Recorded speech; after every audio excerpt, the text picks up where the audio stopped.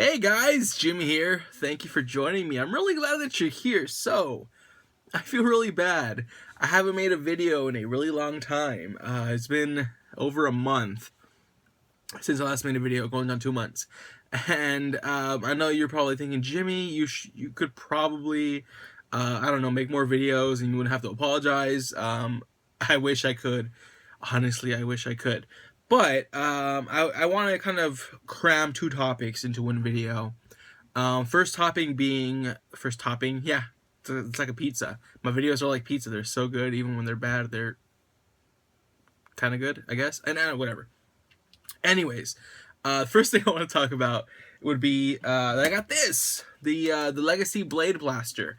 If you aren't familiar with the Legacy line from Power Rangers, it's a line of toys, collectibles that are kind of re-released and redone for the adult collector. For example, there's figures, there's prop weapons, there's Megazords, and this is actually the most recent one. This is the Blade Blaster. This thing right here costs $80, $79.99. It's a Toys R Us exclusive, so there's really no way of you saying, well, maybe I could find it at Walmart for cheaper. As of right now, the only place you can get it is Toys R Us. So if you want this, you know, to hit up Jeffrey and hopefully he hooks you up. Anyways, but is this worth $80? Well, start off, this right here, it's in its blaster. It's blaster. It's in its holster mode, so the Rangers have it in their holster. It's nice. It's compact. Cool. In this mode, you could do one of two things. You could do blaster mode, or you could do blade mode.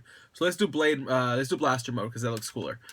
So what you would do is you hold this button down, which loosens it up, and it does that where the handle comes up, and you just pop this top part into place. And this is what it looks like. So if you're familiar with the show, you know that they use this and they you know, shoot people with it and stuff, and it's fun. In this mode, the sounds, it had that confirmation noise, and I'll play it again when it goes into holster mode for blade mode. But it does the sounds, it does blasting noises, it does impact noises. So you hit blast, and you hit the wall or something, according to your imagination. You could also, one thing's really cool about it is you could do continuous shots, and you can slow down the speed of the shots, and the impacts recognize that. So, for example,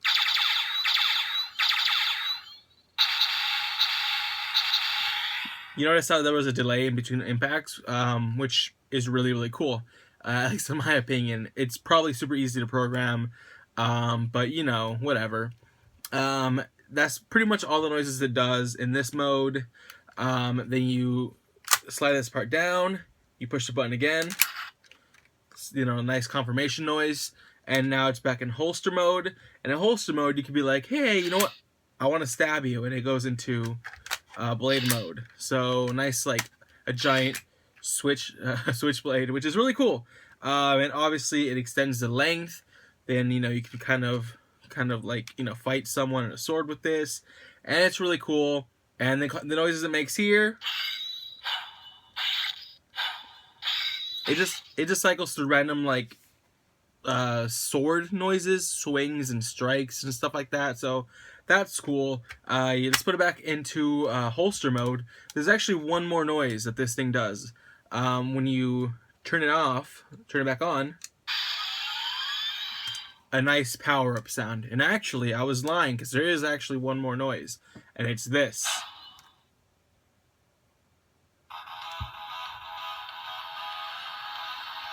It plays a theme song. And it's different from the other times it plays theme songs, because this one has lyrics, and you'll hear it in a bit.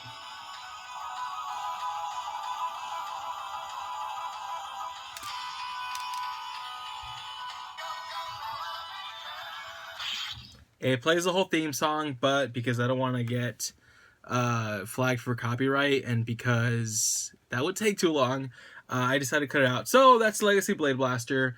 My verdict on this, unless you're a diehard collector who needs to have this in their collection like today, I would wait for a price drop.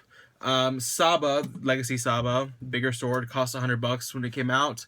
I saw it in Big Bad Toy Store, not Big Bad Toy Store, Entertainment Earth, for $60 recently. It dropped in price, and it fluctuates. There's always sales going on Toys R Us. There's always coupons. If you can get this thing for cheaper, I definitely recommend you going that route instead. I couldn't help myself, and I'm not necessarily known for my great financial decisions, so I got this right away. I don't regret getting it, but I can't recommend anyone else do the same unless there's a pretty big price drop. If you get a coupon, you get it for cheap, it's on sale, go that route instead. It's definitely something cool to have in your collection, but we got the Dragon Dagger, and we got Saba before it, and we got the Legacy Morpher, and those Saba and the Dragon Dagger in specific, as far as weapon props, they feel nicer.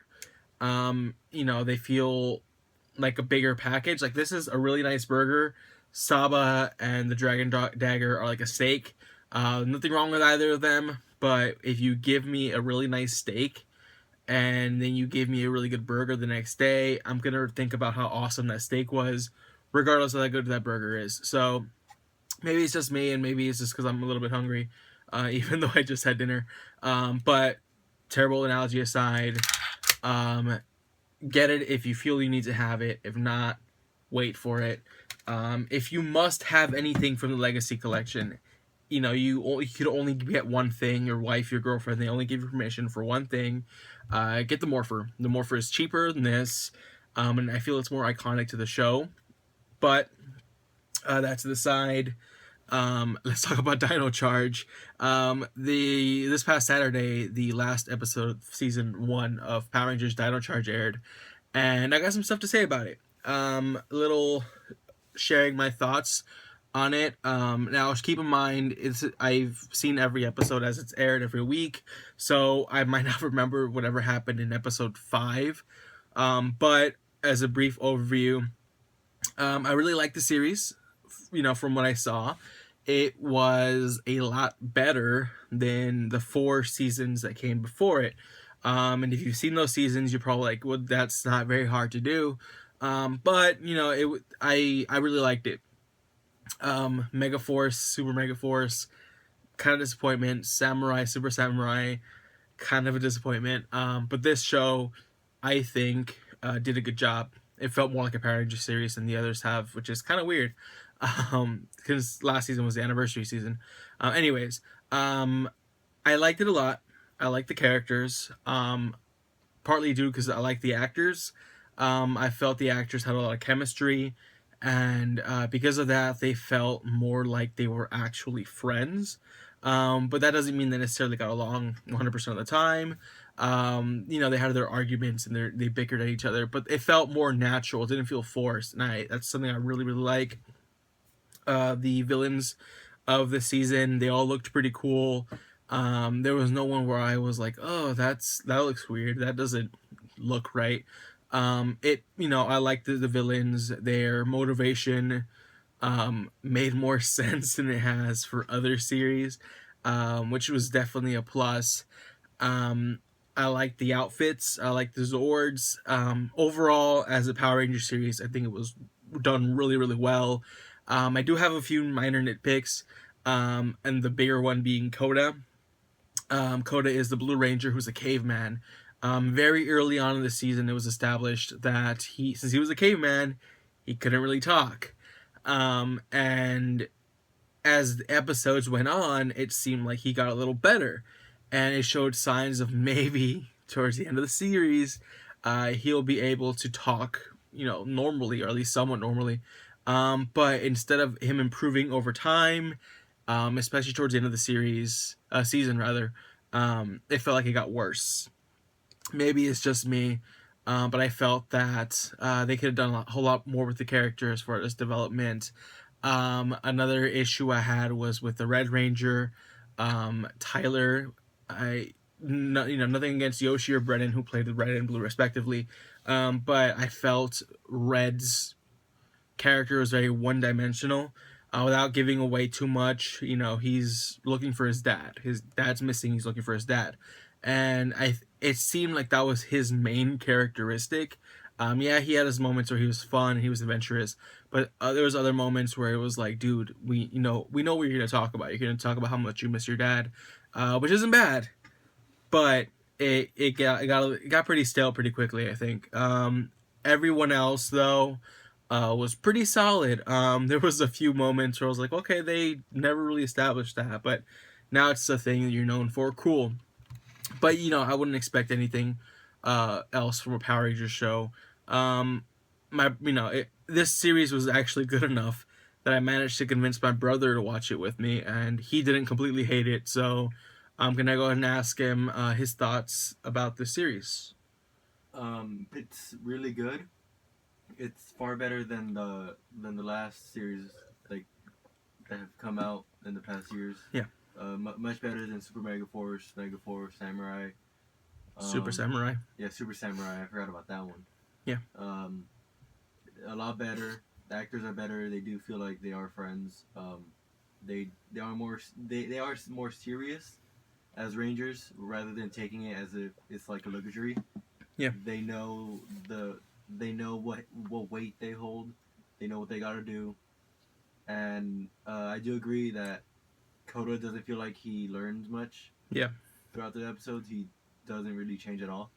But one thing I do have again, what I don't like is they don't learn from their mistakes. As in, Yeah.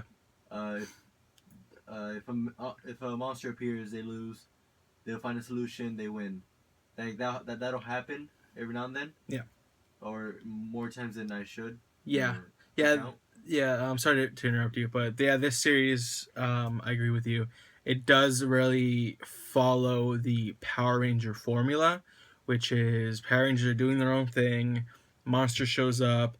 They get their butt kicked by the monster because they've never seen the monster before. They go back and regroup. They come back, defeat the monster. Monster explodes. Monster becomes huge. Call the Megazord. Megazord comes in.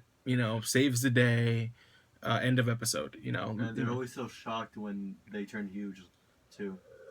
Or they're always so shocked that there's a monster in general. It's like, you're a Power Ranger. Yeah, you should know this. Yeah, so one of the things that Toby doesn't really like about the series is something that spans across pretty much every Power Ranger season, and they do act surprised sometimes, or most of the times it feels like when the monster does grow large and become this giant thing, and it does come off as like what this happens every day. Yeah.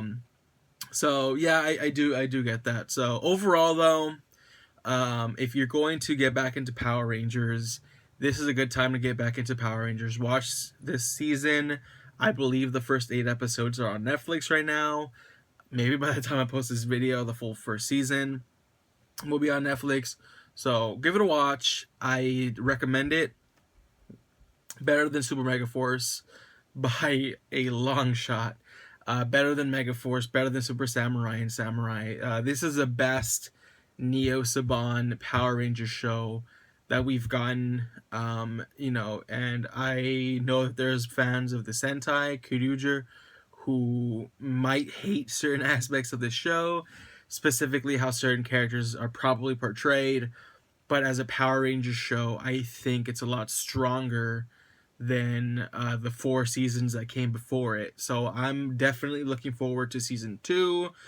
Dino Charge. I hate the fact that they separated into 2 seasons, but what are you gonna do but support an awesome show? Alright guys, well, that's it. I talked about this. I talked about Dino Charge. That's 2 Power Ranger topics in one video. Call that a combo if you'd like. I will see you guys hopefully soon. If I don't, let me know on Twitter or something that I went missing or something, and I'll do my best to come back ASAP. Alright guys, until next time, my name is Jimmy, DFTBA.